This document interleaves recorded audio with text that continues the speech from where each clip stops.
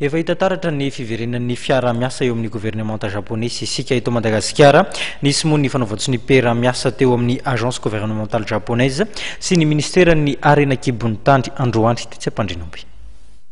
Ny fanamafisana ny fahaiza-manao n'ireo teknisianina malagasy eo amin'ny ebola-tany amin'ny fampiasana ny teknolojia vaovao sy ny télédétection no votoatin'ny fiara-miasa eo amin'ny Japan Oil, Gas and Metals National Corporation na ny JOCMEC sy ny ministeran'ny arenakibon'ny tany izay vita soniny maraina teo teny ampandrinomby. Androany moa zany nanaovana soni fifanarahana fiara-miasa teo amin'ny agence gouvernementale japonaise misahana ny arenakibon'ny tany sy ny ministera mines amin'ny resaka fanofanana zany teknisianina malagasy any amin'ny centre de formation an'zareo any Botswana mba ahafahantsika zany manatsara ny fahaiza-manao an'ireo teknisianina eo anivon'ny ebola-tany eto anivon'ny ministeran'ny arenakibon'ny tany ka hanampy an'izy ireo ampiasa an'ireo teknolojia vaovao zany toy ny télédétection amin'ny famantarana an'ireo arena izay mety misy eto amin'ny firenentsika zany. Ny télédétection moa zany araka ny fahafantarantsika azy dia hoe fahafahana mamantatra amin'ny image satellite zany na ireo hoe sary azo avy amin'ny zana-bolana zany ny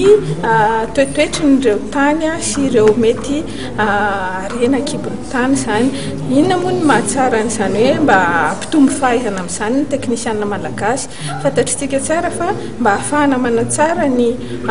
fahaizana mitantana an'ireo arena ananantsika ireo dia mila fantatritsika zany hoe inona avy ireo arena ananantsika ireo. Tamin'ny heritaona nandritra ny izay taona izay dia niezaka foana ny ministera teo anivon'ny arenakibon'ny tany araka ny fantatritsika dia namoaka an'iray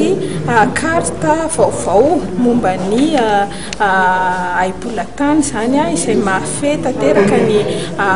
Madagasikara iray manontolo zany fiaraha-miasa izay nataony araka tamin'ny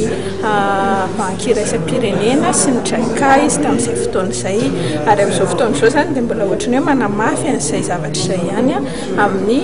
fanomezana fampianarana vaovao ihany koa an'ireo teknisianina zany mba ahafahana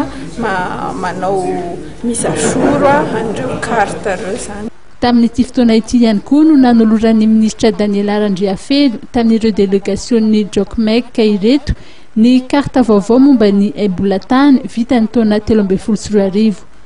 Ny mpanolontsaina ny masivo japonais dia nanambara fa miamafiatrany ny fiara-miasa eo amin'ny gouvernementa roa tonta.